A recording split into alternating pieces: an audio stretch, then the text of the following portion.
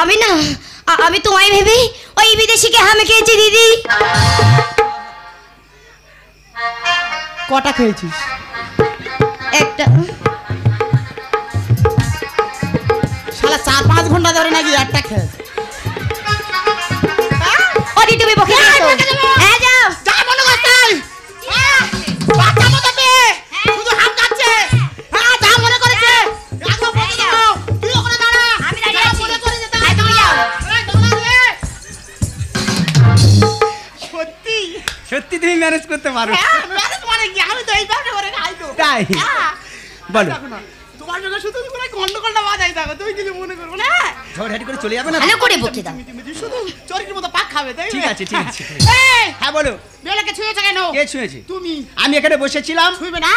আমি এখানে বসেছিলাম ছাতা খাটিয়ে, তোমার বেহুলা রোদ লেগেছে বলে আমার ছাতার মধ্যে দিদি না বসেছিল। মিথ্যা কথা বলছে, এই চুপ, একদম মিথ্যা কথা বলছে। তার উপরে কথা বলবি না। হ্যাঁ তুমি বকে দাও। এই ছুঁইলে কি হবে? বিচারটা সিস্টার ক্লাবে ফেলে দেবো। ছুঁইলে কি হবে?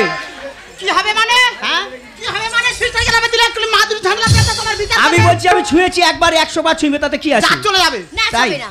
তাহলে এত যদি সত্যি হলে তা ঘরে থাকতে পারতে, বাজারে এসেছো কেন? হ্যাঁ তোমার জন্য বাজারে আসবো না নাকি? দেখো হ্যাঁ বাজারের মধ্যে চলতে গেলে গায়ে গা লাগতেই পারে। না লাগবে না। আর আমি একবার ছুঁয়েছি, না ছবি না। পারলে 100 বার ছুঁইবো। না দেখবে? না ছবি না। এই দেখো। না তুমি ও চিচি আমায় ছুঁয়ো না, কি করো ও বিদেশি তুমি এবার চেপে চেপে ধরো। ও দিদি ওই বিদেশি না গরো, আমরা কুলের সতী